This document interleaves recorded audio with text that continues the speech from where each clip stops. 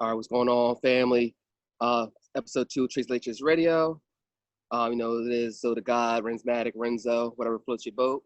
You know what I mean? We got the Puerto Rican Mr. Clean Radimus here. Yo, yo. What's going on? With the even cleaner Baldy. Oh yeah, definitely. And of course, last but not least, we got B Stacks in the house. Salute.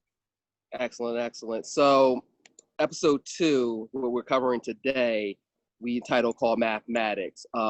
So for people who are not really aware of what that terminology means, it's coined from the 5% Nation, aka the Nation of Gods and Earths.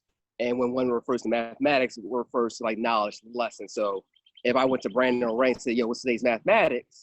They hit me with some knowledge, hit me with something that I need to inquire to add to my repertoire, so to speak. But Brandon, can also dig in a little bit further.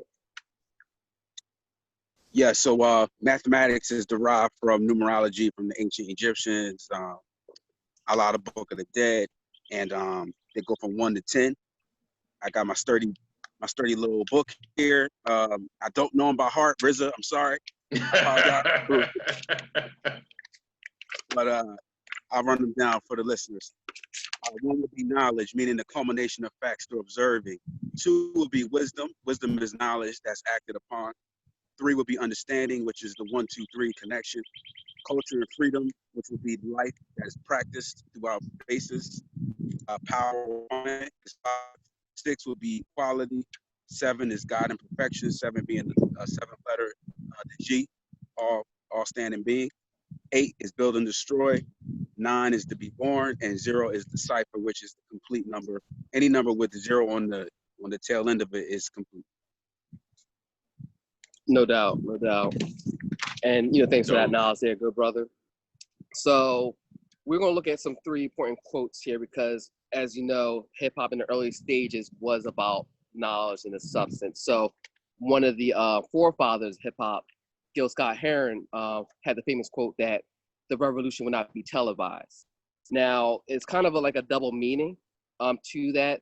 The first important meaning to it was almost like an aha moment, like a spiritual awakening of sorts that you might have within yourself. So if you were considered dumb, deaf, and blind, not really aware of what was really going on, that was your moment. So it wasn't being televised, that you or yourself experienced that revolution from within, at that point in time. But then granted, knowing that and understanding that the media, especially today, is not going to show the same positive reflections of, especially within the Black and brown communities, we kind of look at Chuck D's quote when he literally said, and I quote here, that rap music is a CNN of the ghetto. So especially in late 80s, early 90s, that's how we were really learning about what was going on in our communities and other regions. Like, I had no idea about Bloods and Crips till I heard Ice-T Colors. You know what I mean? And even when I went out to California years later, when my dad said you can't wear a certain color, I had no idea to listen to that music. And then, from NWA, Fuck the Police, to Public Enemy, Fight the Power, they were speaking of prophecies because they were speaking of injustices that were going on as far as systemic racism, police brutality, and then kind of forward into the LA riots where, I remember when they interviewed Easy MC Ren, it's almost like, yo, we warned you guys for over 10 years. Here's a result of you guys not listening to us because nobody else was, So, and then we had our scholars from Nas, Tupac, Talib, and Most who were, continue carrying on that tradition along with their Prez and so forth. But if we look into now, like I remember, I think it might have been 2012 or 2013, around time when Mike Brown was killed by that cop. I remember it was during, I think, the BET Awards, the red carpet. You had Young Thug when they were asking him, what do you think was going on? Oh man, he simply said, leave this to the critics and the laws and all that other shit. We having fun, we iced out, we having money.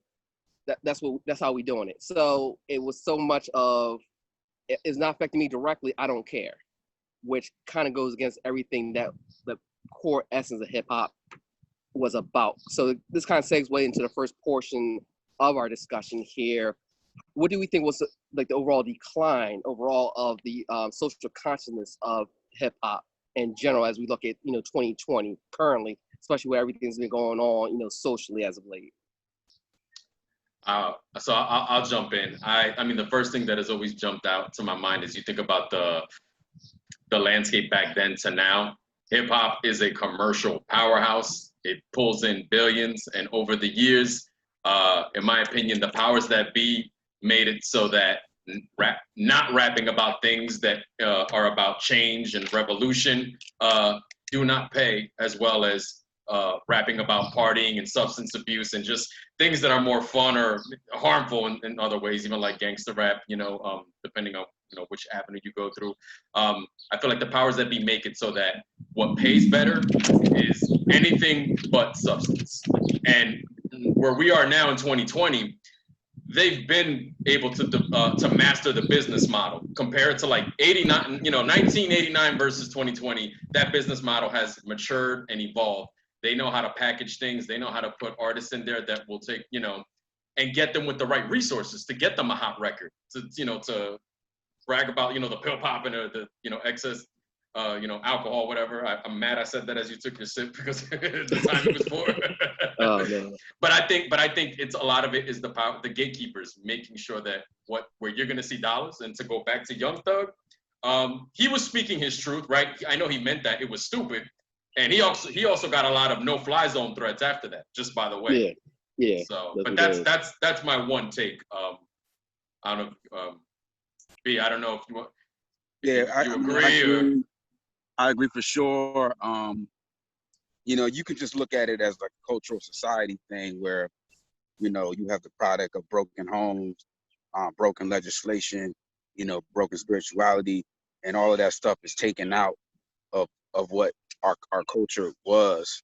And you have like the outcome of just like corporate dollars. And, I look at, not to get too far ahead, but, you're looking at the quotes that Reigns just, whipped out. You can kind of see where we were going. It was almost like testing 1, 2, y'all out there, is something coming? And then Chuck D's like, it's here. Mm-hmm. And I was like, we don't even care if it's here. Yeah. I got to change. So, and I think like, to what you said, Ray, that has been cleaned up a little bit from the Young Thug issue. But I think that, hip hop is blowing up, man, and it's not even, and that's why, like, I pride ourselves when we say hip hop, because that's not what's going on now. That's like a subdivision of like something else. You know what I mean? But it's not hip hop anymore. So yeah, I would agree, man. It's the corporate influence. Yeah, definitely. And I think Jay said it best. Moment clarity when he said, if it's skill soul, truth be told, lyrically, I'd probably be Talib Kweli. Truthfully, I want to rhyme like common sense, but I made 5 mil. I ain't been rhyming like common sense. So, and I always find that line ironic because if you ever watch the Netflix, doc series Hip Hop Evolution, even in the mid '90s, they already said Jay wasn't even trying to get in the rap game because he didn't see the money involved in it. So for him to say that years later, it was almost like, do you really mean that? Because you went back to hustling off the fact that you didn't think you were gonna make money at that point. But it just goes to show you, as far as now, hip hop is all about your brand, your marketability. He admitted that he dumbed it down with that line too. He was like, I dumbed down for my audience to double my dollars. They criticized me for it. They all yell holler. Yeah. He definitely took a risk with that one because everyone remembers that line. Yeah, exactly. And it's funny because I was looking at some stuff the other day, and I was thinking about like when Muhammad Ali, when they had the famous Cleveland Summit, him, Bill Russell, Jim Brown, a couple other notable black athletes at that time, where they were willing to risk their careers and livelihoods. Ultimately, Ali did. And you fast forward in the infancy stages of hip hop, where we're going to tell you what it is, no matter what. But once that money got more involved in branding, it's almost like, hey, I might lose this Sprite deal. I might lose this. Craig Hodges, which is to me still a shame, who one of the integral parts of the Chicago Bulls, he went dashiki out to the White House and handed Bush, a list of things we're going to do for the black community, and essentially got blackballed from the NBA. He's not even listening even to in the Bulls documentary to this day. They didn't mention nothing about Hodges, and he was one of the star role players. Yeah, so powers that be, man. And I mean, another thing I wanted to add too, I think this is a sub kind of like, this is a smaller piece of the pie. I feel like minus maybe recent times, because other types of music has definitely gotten the kind of push to make sure it gets that popularity. You know, a lot of politically active music, I think, can come off preachy to people.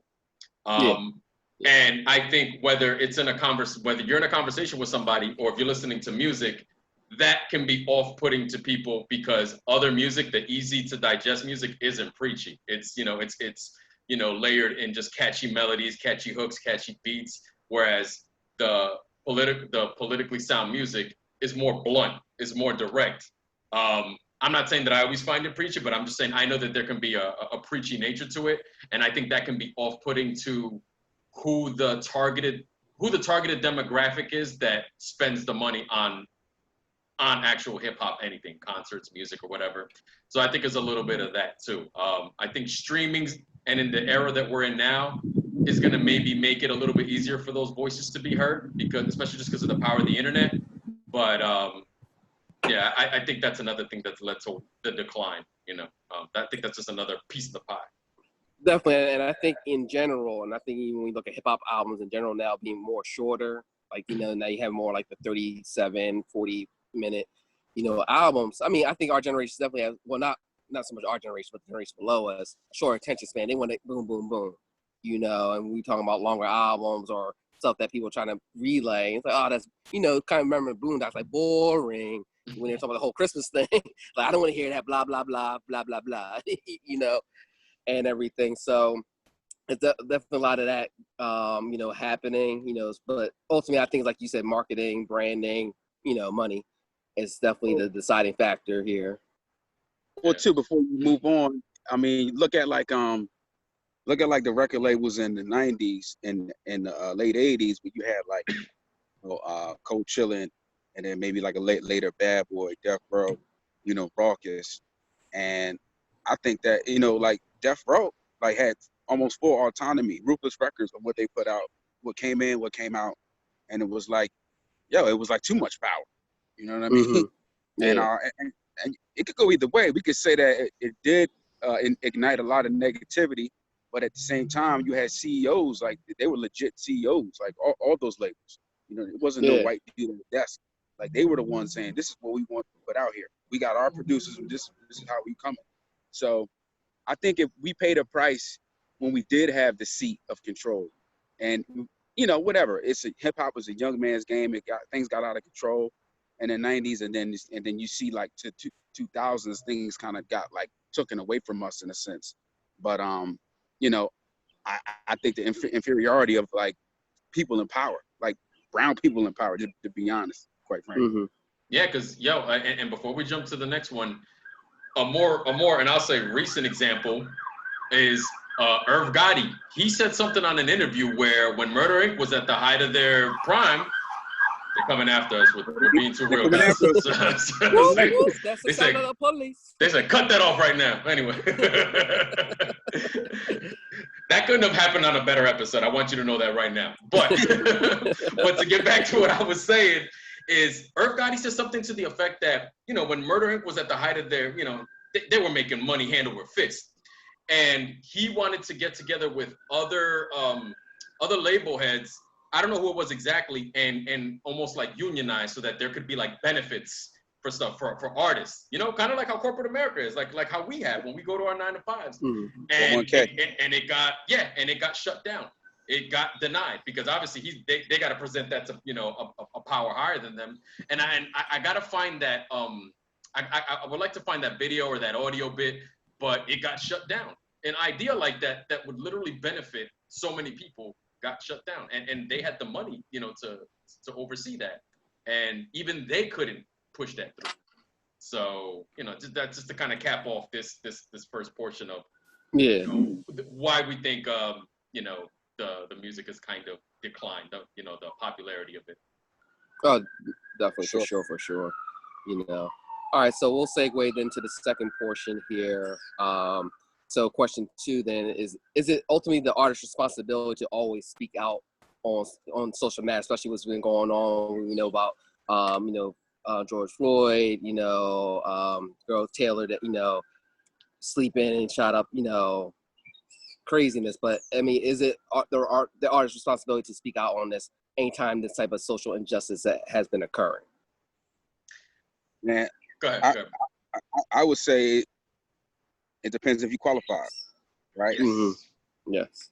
It goes both ways. I don't want to hear like Young Thug talking about political issues like that, because I don't think he's really informed. You know what I mean?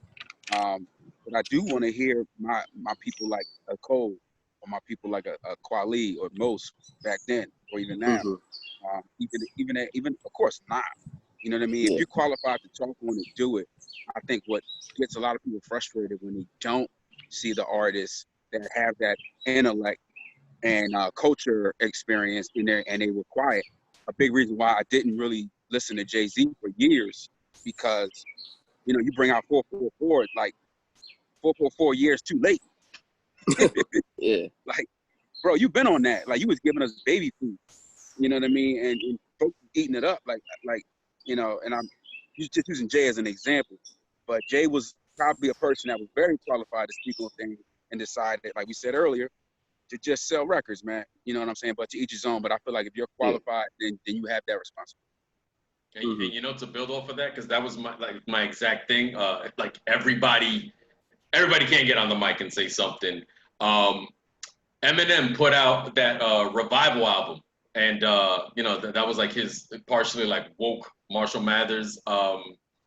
And when you listen to it, it was very surface level lines. Like, he tried to be woke, but that was never his wheelhouse. At no point in his career did he ever come off as somebody that was, really paying attention to the issue. So when he did try to speak on it, the intention is good, but it didn't impact, like, let's say, who dropped an album this year that does it really well? Run the Jewels, the 4th album.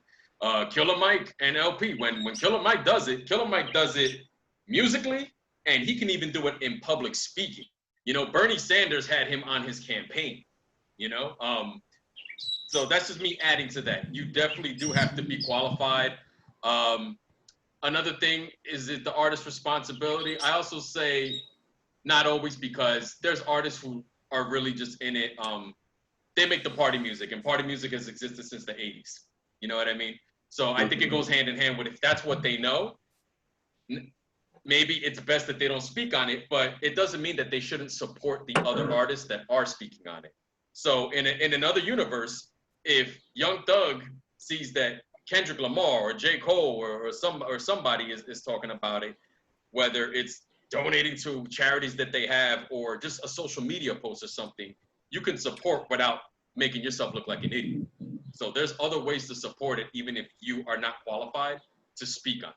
Like, I'm not the most political person. I can only go but so far. You know what I mean? So there's just there's more than one way to speak on. Yeah, and before you go, so like, look at like Eazy-E, man. Like, wasn't the most like articulate, like socialist, political, whatever, anything, but he did it more in his actions. You know what I mean? Like, with his meetings in the White House and collecting legislations in California. I feel like if he was alive today, man, I feel like he would be like a power player in this, man. Eazy-E was so ahead of the game. But but he's a person. Like, as an example, Cold Street dude, like, didn't really say nothing prophetic on the mic, but he said he did it more in his action. Yeah, no doubt. And let's piggyback off you guys. So I look at it 2 ways here. I think is it our responsibility? Not necessarily, but I think it's the culture itself, hip hop culture's responsibility to speak out. Like, when I hear Lil Wayne and ASAP Rocky's talking so out of touch about it, because now they're in a status where, like I said, don't directly affects them, then I don't need to hear from you guys. If you're not bringing anything to the table, just shut up. Just shut up and let Lil Wayne with the Emmett Till line. I mean, like, it's like no part of you kind of said, maybe I shouldn't say that. Like, you know what I mean? Yeah. Like he really said that, recorded it and put it out. I don't even want to repeat the line, but you know what I mean? Like, but yeah, I agree with you. Yeah, I mean, that probably, I mean, as far as one of the most distasteful lines ever, it's up there. If not the one, it's very close. And he's from the South. Like I'm not saying that like it matters everywhere, but like he's from the South. You know what I mean? I think there's a little bit more like nothing went off, dude. Nothing said, don't say this, but yeah, the context. I mean, given the historical context of where he's from as well, he dropped the ball as far as being socially responsible and in that respect. Now I know we were all looking at it. What you say? It's a Lil Wayne gone, man. Oh, we'll say that for another one, but it's coming, guys. Don't worry, it's coming. Oh, yeah. But it was interesting. Last week, you had the J. Cole No Name situation, and I think it was a teachable moment for both artists. No Name, to me, that was an opportunity for No Name, because here's an example here as far as artist responsibility. So I look at it like it takes a village. We should always have to say, hey, we need Nas, Kendrick, Cole. They have to be the ones to always say something. It has to be somebody still within that village. It's all our responsibility. I look at it like that. To me, that would have been an opportunity for No Name, instead of coming at and maybe critiquing Cole and Kendrick on what they are or what they're not doing. Say, hey, you know what? Maybe I'm gonna put out this song. Maybe I'm gonna do this to put my feet in the door, like the people who inspired me prior. Instead it was almost like, how dare you not say something? How dare you not make a tweet? And where Cole felt like he needed to respond, which he did it to her, say, I don't read, but I think a lot, which, he didn't have to go there, because I look at it like when, years prior, he was already at the protest. He's already speaking out on these actions. It's not his responsibility, but, we put him, those type of characters on such a high pedestal is, to me, what's the ultimate issue. And it's like, we need to allow them to breathe, because who knows what they're doing behind the scenes, whether they're protesting, which both him and Kendrick were doing, and what else, and there's probably other stuff that we have no idea what they're doing right now to help further that movement, help further the dialogue. So I'm glad Bun B kind of out there. Yeah. Cole spotted out the protest.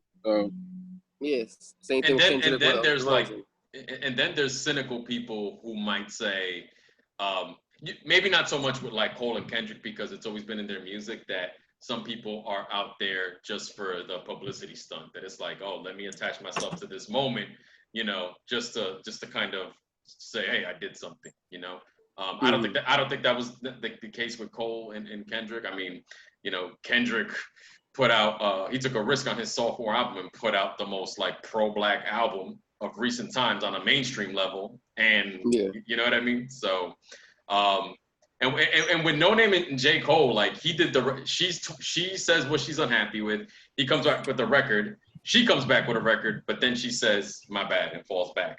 So it almost seemed like if that was what was gonna happen, friction never needed to happen anyway. But she's an activist at heart, so activists are very passionate people. So certain things are just gonna piss you off, and you're gonna react.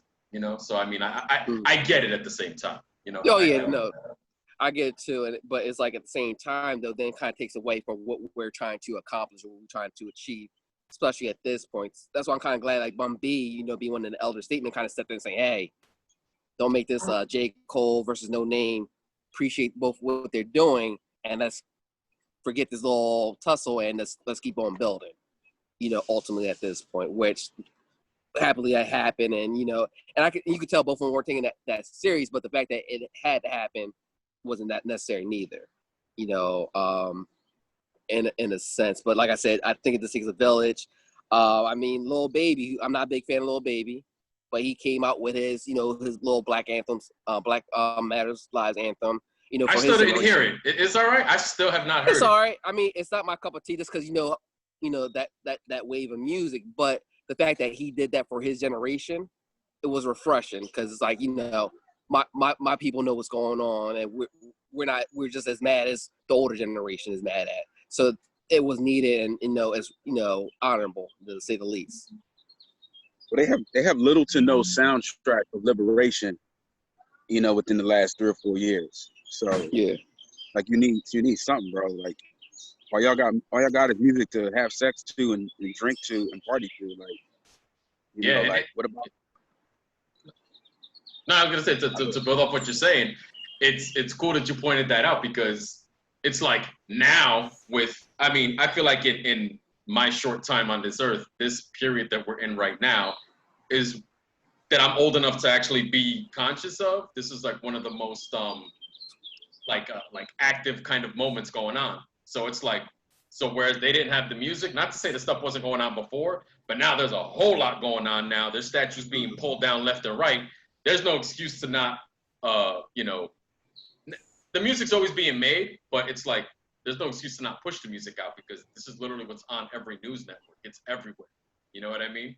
So, you know, the music's definitely being made, but it's like I said, I think the push should definitely be there now because, I mean, like I said, it's on the front of every web page, newspaper, news outlet, and this could be the period where they can have their soundtrack, so to speak. Yeah, yeah.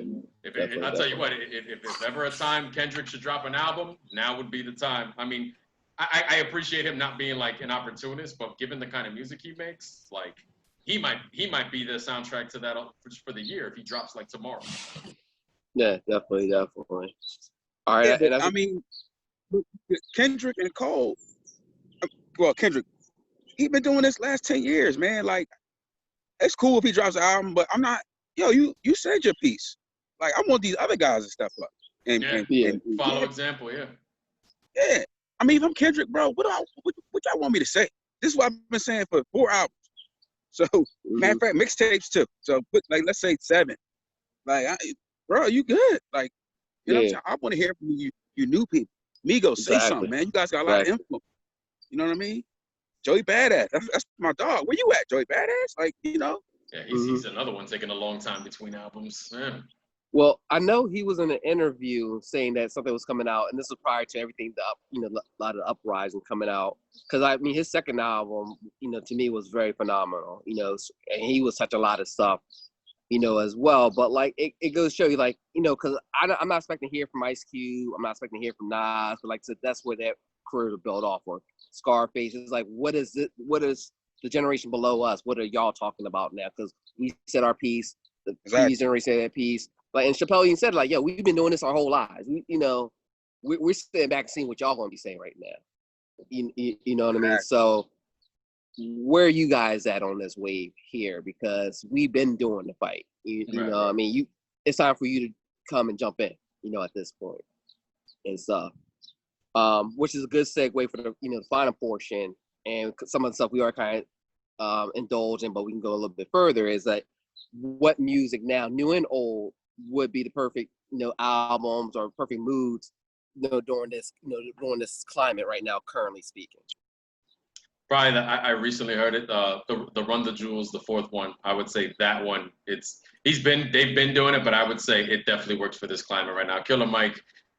Very well educated, does it in music, like I said, does it even in live speaking. That's the first one I would throw out. And that came out maybe a few weeks ago, so it is fresh. Yeah, under a month ago, yeah. I don't want to just list albums. Yeah. I would go more on the funk soul vibe. Anderson .Paak, I feel like got a lot of good tunes for liberation. Janelle Monáe's put out some quality stuff. Maybe not this year, but last year. And I really think that I mean, I ain't got too much rap for you as far as like new stuff. Yeah. But Van Hunt has been putting out some good work, and Erykah Badu, of course. I can't keep up with her sometimes, man. She just be like coming out with like stuff, just like releasing stuff, just singles, like just throwing it out there. But a lot of stuff on the soul funk tip, that I can speak on. All right, I'm gonna look at like a historical standpoint and almost like time graph of my life. So imagine you being like, 8, 9, 10 years old, going to Belgium, and you have still like a punk rock hippie mother, and this spaced out white Belgium stepfather. And the first album they really put you onto was, Takes a Nation, a Million, Holds Back, Public Enemy, and Lethal Injection, Ice Cube. So I knew what hip hop was, but as far as like actually studying and analyzing albums, these are albums that a Dutchman was giving me to listen to and saying, understand what's going on culturally speaking. And I was mind blown, you know, and I would literally have my headphones on, sitting by like the speaker, just jotting notes down, just thinking like, wow, this is really what's going on. Like, I don't really see it per se 'cause I'm a kid, but man, we kind of have it bad right now. And why is this happening? So to understand that, because we weren't learning a lot of that stuff in school. First thing we learned about a lot of our cultures were that we were slaves, that we were savages. And so now I'm listening to music talking about, you know, we started the mathematics, we started sciences, that they came to us to learn, you know. So it was almost like a re-education, you know, so to speak. So I look at like Public Enemy raised me, Q raised me, you know, with Nas, Pac, you know, so forth. Now, I saw as I got older, especially in high school times, then there was like a drop off. I detoured, you know, now listen more, you know, let's say quote unquote ignorant music or whatever. And then it was kind of like Dead Prez, Let's Get Free, and Moral Techniques Revolutionary Volume 2 that kind of brought me back centerfold, saying, hey, this is going on with the Black and brown communities, not only in the US, but globally now.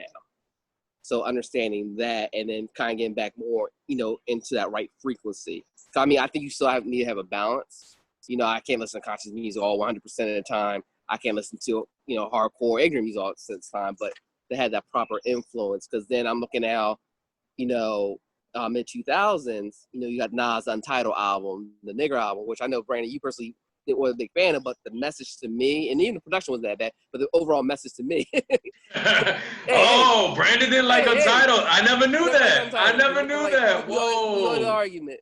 But I think that's still one of Nas's best albums in this catalog. I think it was a very underrated album, because I think that album kind of segued that for us to get To Pimp a Butterfly, just off the messages and meaning that he was trying to pursue.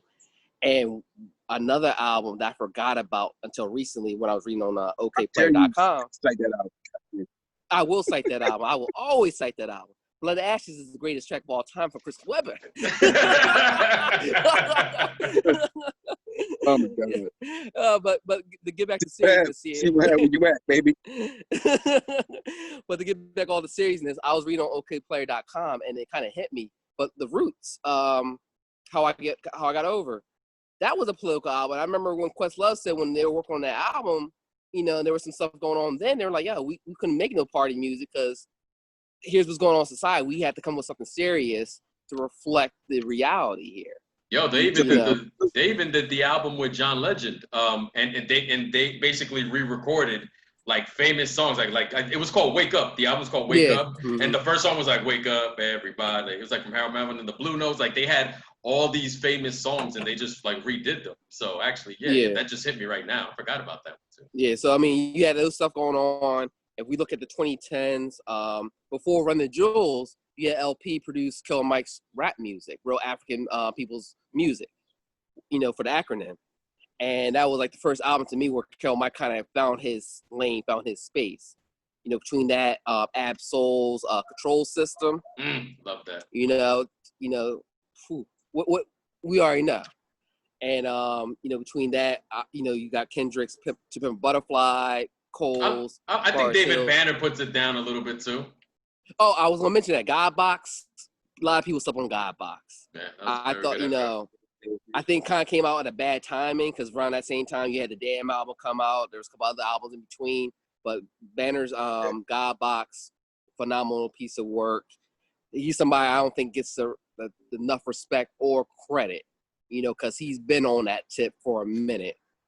But as far as recent stuff, if 2020 had a soundtrack or needed a soundtrack, it is Run the Jewels, RTJ4, you know, by a landslide. Royce's, the algorithm, the allegory, phenomenal work as well. So I mean, there's stuff there. That might be my favorite Royce album, honestly, right now. That might be my favorite of every Royce album. No, I mean, his last between that Book of Ryan, it's like he's very focused now. So, and it seems like he's starting like kind of dig into more substance. Before you already know he's gonna give you whatever bar, whatever type of lyrics you want. Now he's like, let me give you a little bit, as Prodigy would say, a little bit of medicine in the food, you know, at this point. Let me give you something that you can leave with to build off of. But I mean, the younger generation got to step it up. Ultimately, I think we're going to see something from Badass. We can't even all the old people, man. We can't even all the old guys, man. Yeah, exactly. I think That goes back to the beginning. Like I mean, I know we're in the era of the internet, but like a lot of the guys we named at one point in time had the backing, and then maybe they eventually go indie, but they managed to maintain a following. But now, like you said, we're in the new generation. Like, who's actually doing it? You know, I'm like, who is today's Public Enemy? Who is today's Tupac? Today's Ice Cube? You know what I mean? Like, these are works that are still cited. So, like, to what you guys were saying, what you were saying before, all right, that happened before. Who's next? You know, and I believe it's out there, but it just doesn't get the push. No, it definitely is, because I look at, like, Flatbush Zombies, the whole Beast Coast Collective. They've been on it, you know what I mean? And I've been a big Flatbush Zombies fan for the past couple of years. I thought they were more on the hardcore stuff, and I started listening to them, like, oh, they're speaking that stuff. So I think they're going to. Hey, I mean, they dropped. Well, I think they come out with an EP. They dropped something this year. They did drop something this year. Yeah, I think they just dropped an EP. So let's give them benefit of the doubt to hear the EP. I think that was recent. But yeah, I know Joey's supposed to be dropping this year. But yeah, Dave East, him and Styles are supposed to be dropping something. Like, I'm not worried about people that's like, I'm not worried about the dudes that like haven't been shown that they got even a clue of interest of putting that in their music. I'm talking about the people that qualified. I know you know. Like, I know you know. yeah. So that's you're right. And that's where we're kind of, so yes, this is a weird time because any other social event or whatever, we wouldn't have to consider anything. Somebody's already making that track or going right at it, and you're not really seeing that from the current quote unquote crop or current stars of the new generation right now, really. And honestly, when was the last time, off the top of your head, right? One of the biggest, when it comes to hip hop, one of the biggest like protest records is what? Fight the Power. That's timeless. That spans generations. When's the last time a record like that happened in hip hop on a mainstream level and got all that notoriety in just due? I think the closest, and depending on what lane you take, I think the closest was Kendrick's "All Right" track. I think that was kind of close. The one really that protest, but that was like that theme. It's been getting a lot of love now. Yeah, and it definitely come back on now. But I think that was like probably the closest, but not as far as the of that, but probably the closest, for this generation. Yeah, because I would still say Fight the Power. I'd still put it over All Right. Yeah. You got maybe Jesus Walks, but that was more of a religious, spiritual. Yeah, I would agree. Probably Kendrick. Yeah, and I just threw that one out there because it just came to me right now because I was just thinking like, it's been a very long time, and look how spaced out they are, right? Like the biggest hip hop nerd's gonna be like, oh well, this came out independent, blah blah blah. I was like, no, I know. I'm talking about that actually got its just due. Like on the mainstream. And I think it goes back to all our points. If it exists, it isn't getting pushed, supported. The video, one of you guys sent the video today of M1. I watched all 8 minutes of that because it was a dope record. All right. But even he said, M1 of Dead Prez. I'm saying that for whoever's listening that wasn't sure who M1 is. He said, because he's a revolutionary based rapper, struggle, his entire career has been getting his music heard. And he's been around. He's a veteran. Yeah. For hip, and he's saying that now, like that was the case his whole career. So. Yeah. And it's funny you mentioned that. Prez always got pop. And it's funny you mentioned M1. So I remember Fat Joe was in an interview. This one, because remember Dead Prez, Ponder, All Out Records at the time when the cover of Let's Get Free came out. Fat Joe was like, "Yo, there's no way you can release that type of cover. You got child soldier with guns in their hand, as far as how is this gonna get spins, and the case in point where you're saying what M1 was talking about, and just think about that came out on a major label, that album and that the message. Was he on Loud at that time? Was it Loud? Yeah, Records? that was the first two albums. Records, the first two albums were on Loud, but for that type of album to come out on a major label during now more of the commercial aspect of hip hop. To me, so crazy, especially with the album cover alone, and still have a Radio Enough friendly single at that time to get pushed on there with the hopes that, listen to what we're talking about in between the beat to understand what we're trying to relay to you.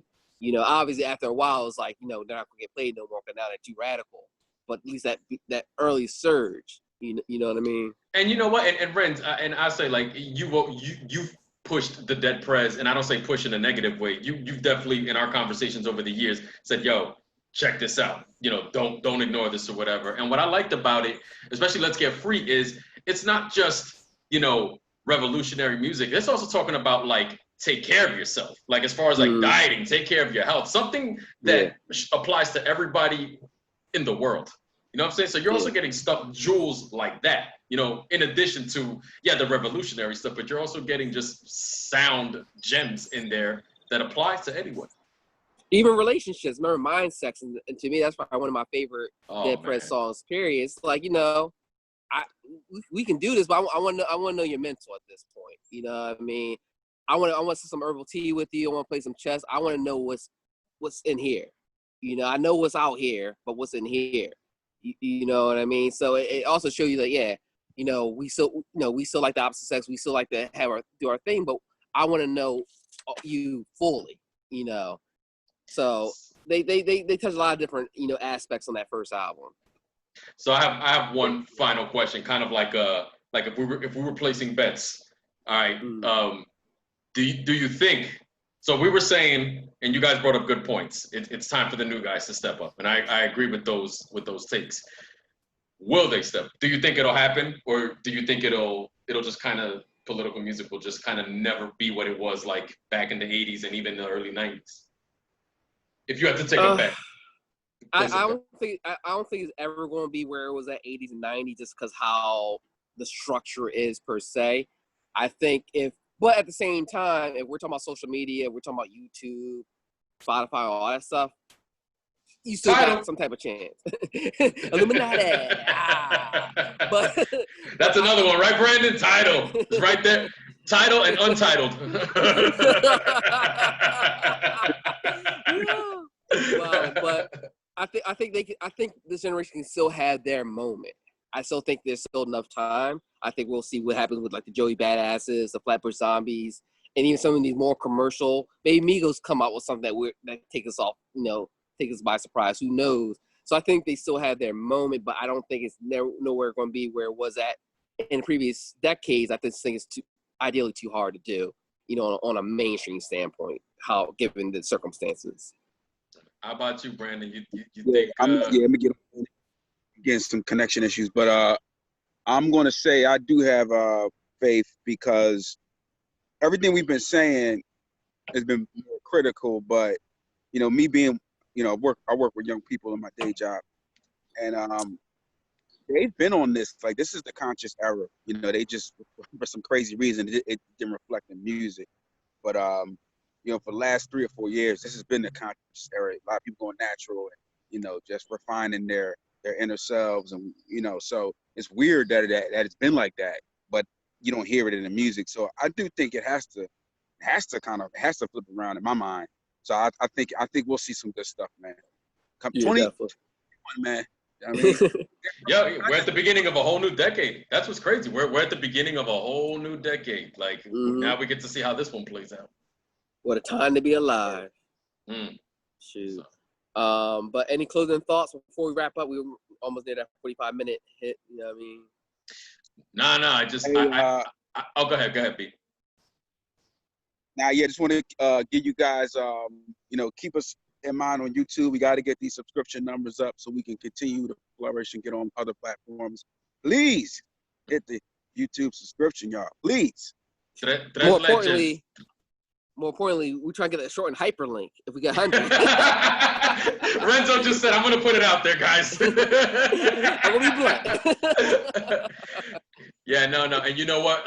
Specific to this episode, Renzo, I think this couldn't have been timed better. It would have been cool, but I think where we are right now, I think this one was timed perfectly, that we did this episode at the perfect point in time. Very relevant. Always relevant, but more relevant now probably than in how long, right? So definitely. But if we're doing sign-offs, YouTube, Instagram, Twitter, it's Tres Leches Radio. Just look us up. That's where we're posting our content. That's where we're posting today, this episode after we're done. You know, if you're on Twitter, retweet. We're active on there. Instagram, you're already here on Facebook if you're watching. YouTube, get at us, interact with us. Definitely. And before I can do a quick close up, shout out to Troy. Today's his birthday, so happy birthday, Troy. Troy, pura vida. Oh man, some interesting times in Costa Rica, but that's not gonna go on no episodes. Shout out to, and you know what? Shout out to the my kid I went to high school with, Craig. When he shared our video, the True Story Bro podcast. I appreciate that. He's right. He said us podcasters got to look out for each other, and I agree. Definitely. Speaking of Costa Rica, shout out to both Jose's. I know the one Jose hit us up on the messages during the first episode. So shout out to him. Shout out to Lauren, who wanted to make sure that I let her know the episode's going so she can see it live. So shout out to Lauren, of course. And, and shout out to the city of Philadelphia for trying to atone for their sins. They have yesterday made the first steps to removing the Columbus statue down in South Philly. So shout out to them trying to get on the right side of history. And, shout out to the other cities as well that have been taking out not only the Columbus statues, but also other, Confederate and other, statues that represent this pure oppression and pure evil in this country, because this country has a history of evil. No, there's nothing to sugarcoat about that. Put them in the museum, man. Put them in the museum. Yeah. Or just or they can slip and fall into some water. Either way, fine with me. You know what I mean? All fine with me. What we got coming up next, man? What's the next episode? Yeah. So next week's episode, we were talking about all your favorite rappers that we believe fell off. It could be anybody. So right now, everybody that heard that right now has their favorite in their mind, thinking, "Oh, they better not say this one. They better not say that one." We're probably gonna say it. All right. So we're gonna be covering that. Who may be able to bounce back? Who's on the bubble? But we're talking about who's on the decline or who has declined, and who's out for the count. We still got hope for Ja. So. It's murder. Well, but with that said, we're gonna wrap up, guys. Appreciate people who saw this live or viewing. We'll have it on YouTube within the next 24 hours as well to check out. So from me, Zoe, from Ray to Brandon, thank you for catching episode 2 of Mathematics, Tres Leches Radio. Signing off. Tres Leches, peace. Peace.